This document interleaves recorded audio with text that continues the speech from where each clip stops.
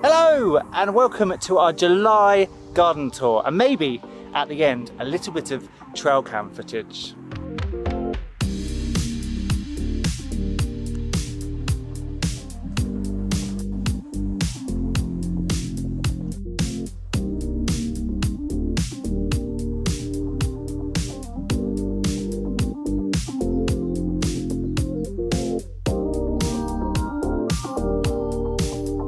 So, I can't believe it's July, 6 months of the year has gone. So I thought we would do a little walkthrough of the flower farm and market garden tour. Before we start, just a note for all of you, and especially if you're new. So this is year one. I'm trying loads of stuff for the first time. Loads has gone wrong, and we've put it that we don't need to make any money this year. This is a test year, and I keep telling you, because I need to drill it into myself, because I'm a perfectionist. I want everything just to work the first time.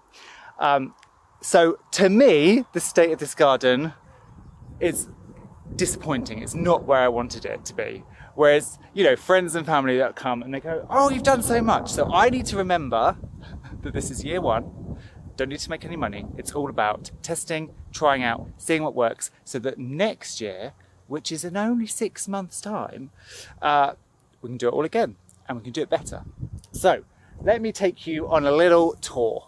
As many of you might know, there are 3 main things that cause problems this year. 1, money, because of our failed house sale. We didn't have any money to put into infrastructure, so we didn't start on the best footing. Number 2, the really, really crappy weather. Everybody has been affected by the weather this year. It's been really bad, really dry, really cold, then really hot in the day, but really cold at night. Awful.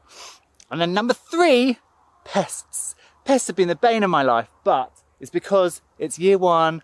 I didn't know what pests were going to be on site, so we've had to come up with solutions. So one of the solutions is we have moved all the hutches. You can see the little silkies there. We've moved all the hutches from the pheasant tree. We've put them here. 1, because now I've got that water pump running. It runs through the hedge here to that bin, and I can use that for watering the animals and the garden. And 2, it gives me a place to put seedlings, because I had a massive problem this year in I just didn't have the setup or the space at home. So a lot of my seedlings were lost because I didn't look after them properly, lost because I put them outside and slugs and snails got them. Up here, the slugs and snails can't get them. So we have, and I should say, we are July, loads of this stuff is really, really behind where it should be. So we have tiny amaranth seedlings here and here. We have looping seedlings for next year. We have gomphrena, which have been really poor to germinate, as you can see. Almost all of my cucumbers got nibbled by slugs, so I've started them again. It's July, it's really late. We're not going to get a crop decent enough to feed loads of people, but it's experience for me to grow them. So we've got some there. Dahlia seedlings in this one. Again, slugs, so we've had to start them all over again. This tray was zinnias again. Some have been planted out, so where you've got these holes, they've been planted out. But for the most part, you can see nothing's there. Slugs. And a couple more tiny, stupid cucumbers. Again, sunflowers, some slugs, some have been put out. I have reseeded this tray. A couple of the varieties have been really, really bad at germination. So there's that. Rebecca, there's nothing there, you say. Yes, because they were on the ground and the mice came in and the mice ate everything. So I need to sow all of that again as well.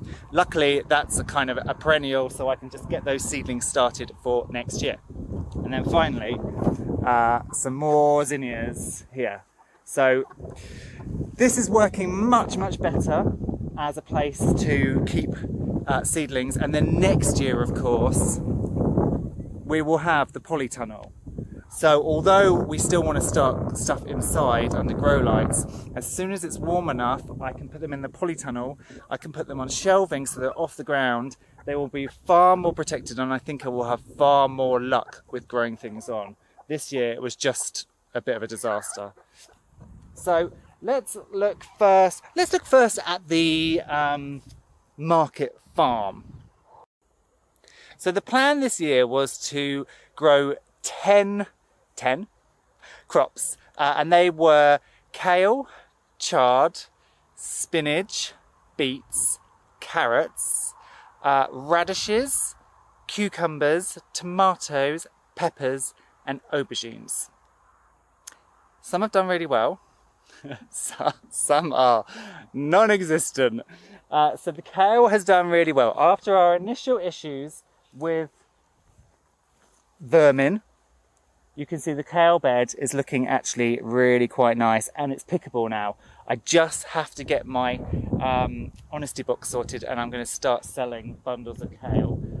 I'm thinking if I freeze bottles in the freezer and then put them underneath, and then I can pick bunches of kale each day and just put them down there. The chard, this is last year's chard, so it's obviously gone to seed, but I'm feeding that to the rabbits and the sheep and stuff. And then this is this year's chard, and you can see again, it's done amazingly. It is starting to go to seed. I really should have picked it, because look at the size of these leaves. I mean, you don't want to have that in a salad because that's huge. But again, I only had chard, so I wasn't going to sell only chard because that just seemed a bit ridiculous. Chard is so easy to grow. I will just sow more of it, and I'll eat this. I won't eat all of it, but I'll eat some of it. But I know that now the chard works, so that's good. Lettuces, I'm super happy with. Here's my lettuce bed, and again, they are harvestable now. I can start pulling leaves. I'm just about to sow another batch, so we get some nice leaves through the autumn as well. And who knows, the past few years we have had some Indian summers, kind of in October, a little heat wave. So I'm hoping the frosts don't come too early and we can extend the season a little bit. The spinach has been dire, and it's completely my fault. Here are the spinach. And why did it go wrong? Because I didn't pot them out soon enough, and I didn't water them enough. So you can see these tiny little plants, and look, they are already going to flower, to seed.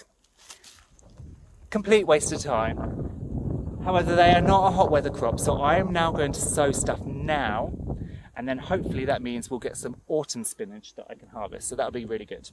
So that's 4 crops. Carrots. Terrible.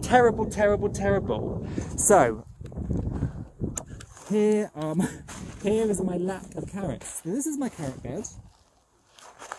And you can ask me, where are the carrots? I don't know.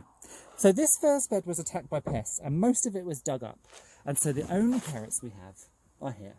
And the ones that are growing are doing great. And I have thinned them. So when I thinned them, because I had no carrots, instead of throwing them away, I actually transplanted them. So I had some big clumps, and I transplanted them to kind of extend the beds out.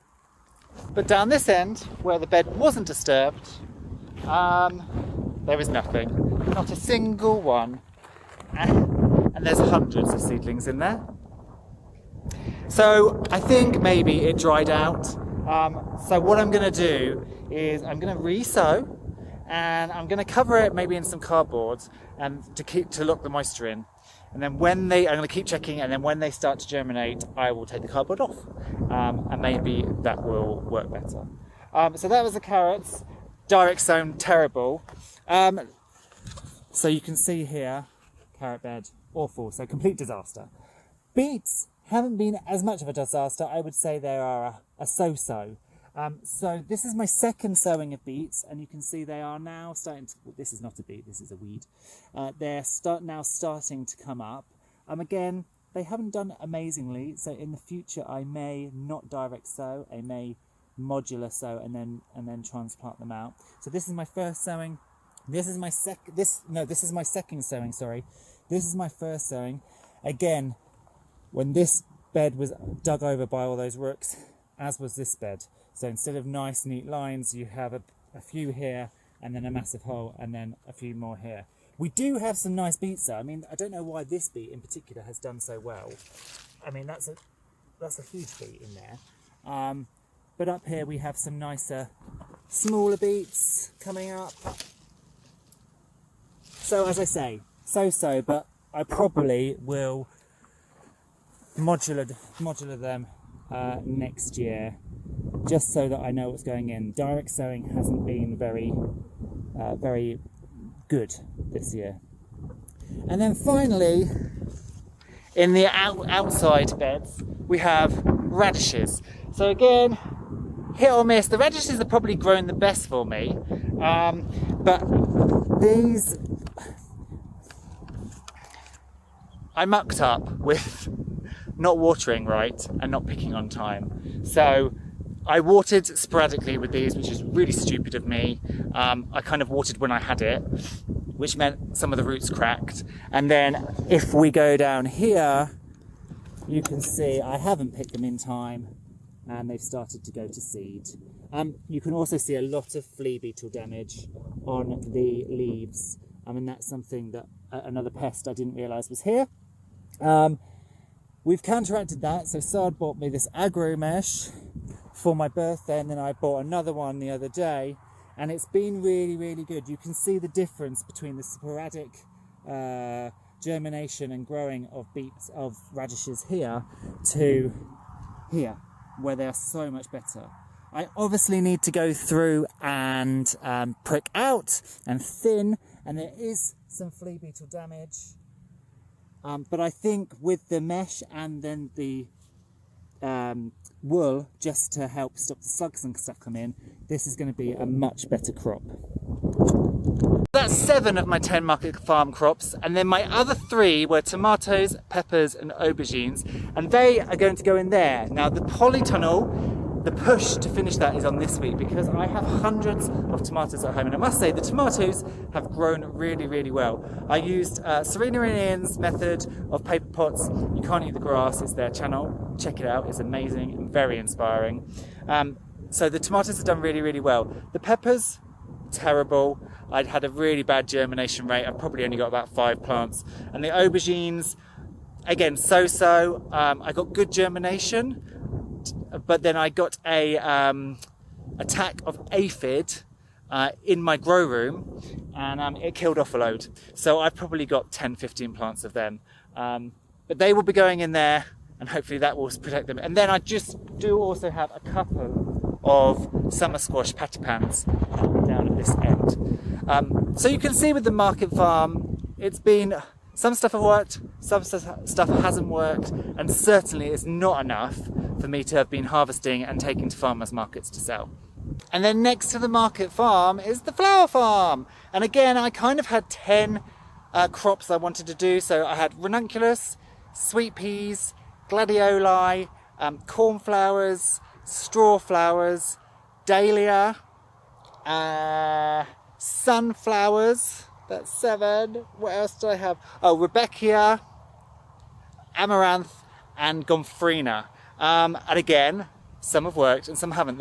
The ranunculus, dead loss. If you've been watching my channel for any length of time, you know the drama that happened with that. But it's kind of working. So here are the gladioli. You wouldn't imagine that this entire patch is actually 60 bulbs. It's crazy. I need more next year because this just doesn't look that many bulbs at all. But they've done well, apart from being dug up by the rooks and carried all over the shop. So I had to keep replanting them for about a week. They've actually done fairly well.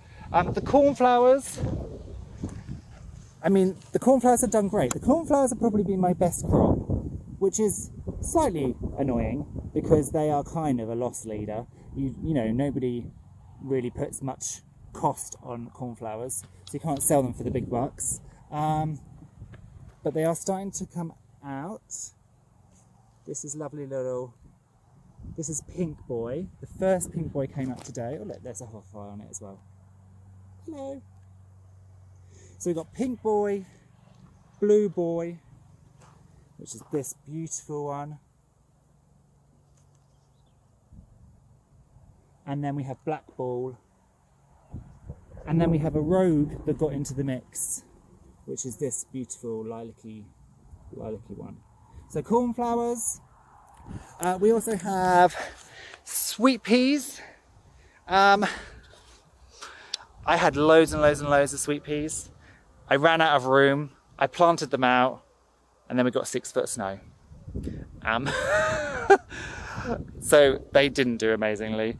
So we have a couple, as you can see. There's one here that's doing quite well, and there's one here that's doing quite well. And then the other day I went out and I bought some more. The problem is sweet pea hate being moved. They hate it. The roots go into shock. So I bought all these new ones. I honestly don't know whether they're going to survive. We'll see. Again, sweet peas are kind of a cheap crop. They're fillers and they smell lovely, but they don't last that long. So I'm not too bothered. But I just know for next year now, maybe I'll sow some this autumn and then try and get them out. I don't know. We'll see it.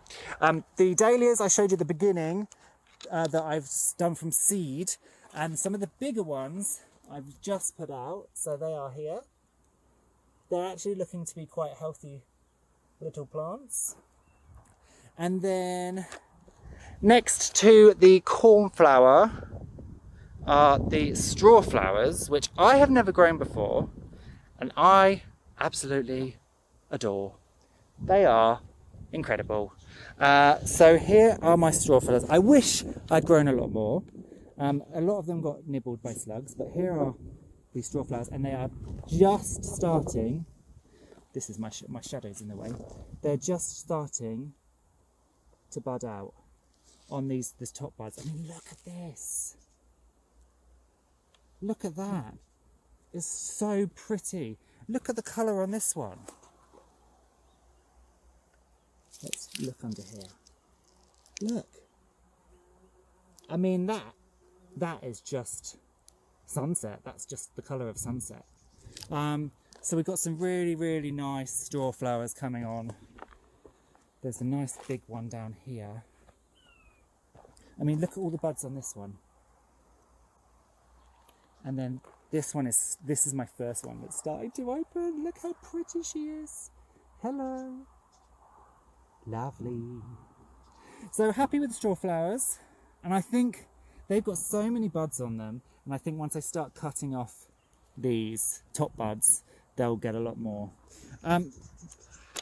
We also did snapdragons. I was quite disappointed with snapdragons. They seem to take ages to get going, but the sudden warmth has just sent them mad. They seem to be growing more and more by the day. So here are the snaps.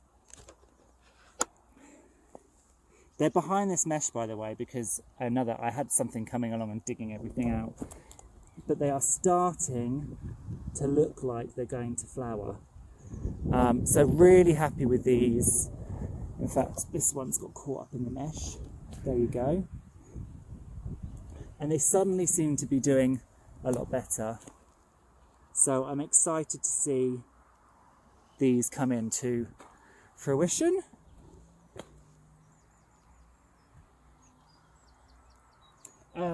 This is my zinnia run. There's nothing here. There are very few. So these are the first zinnias that I've just planted out. I did direct sow this bed,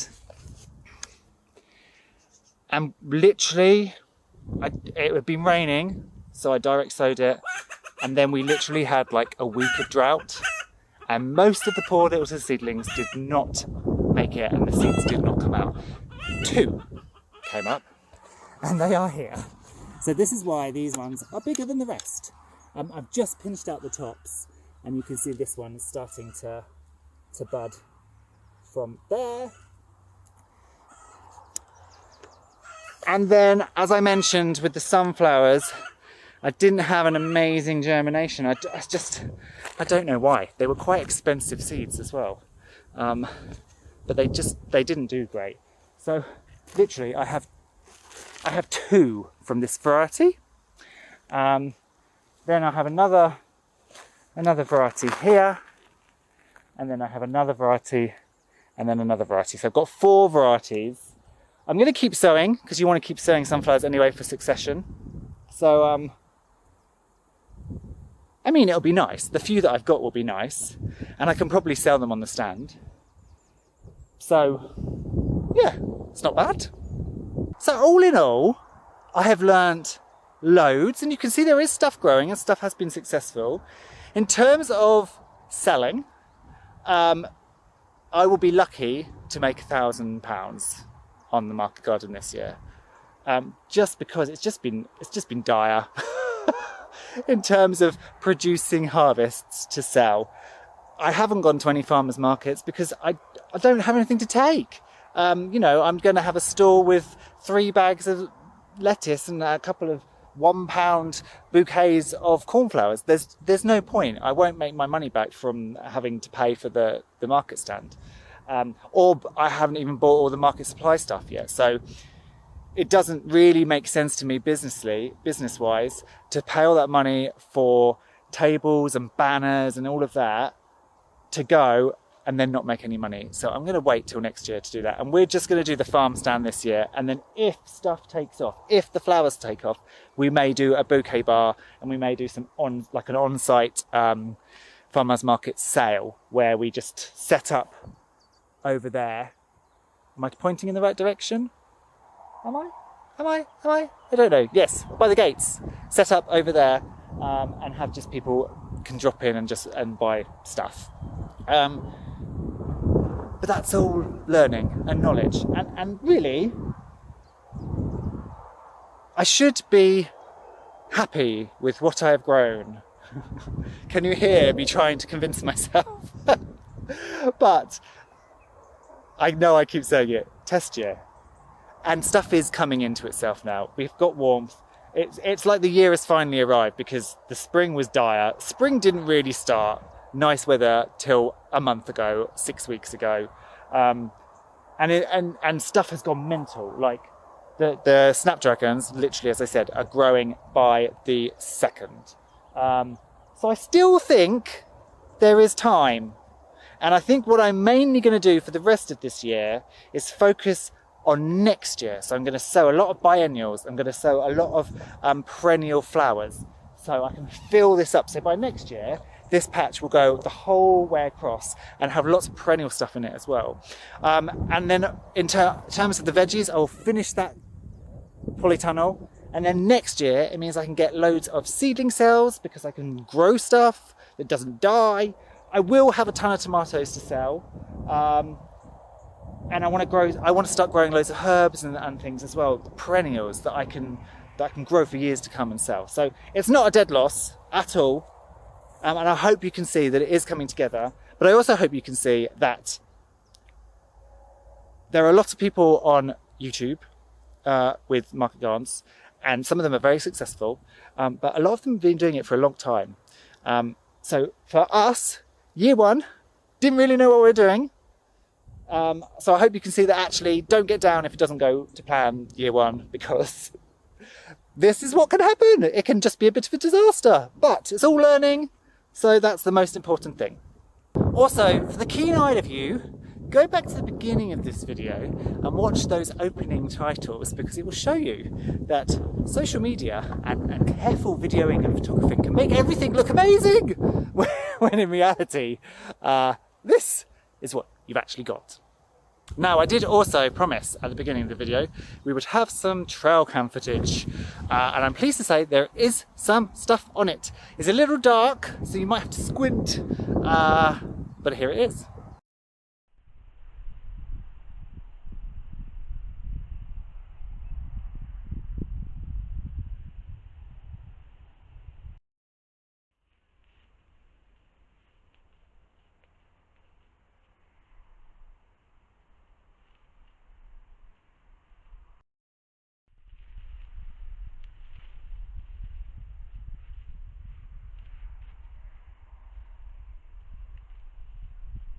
Now, I'm not entirely sure what those deer are. I think they are young buck roe deer. If you know, please comment and tell me.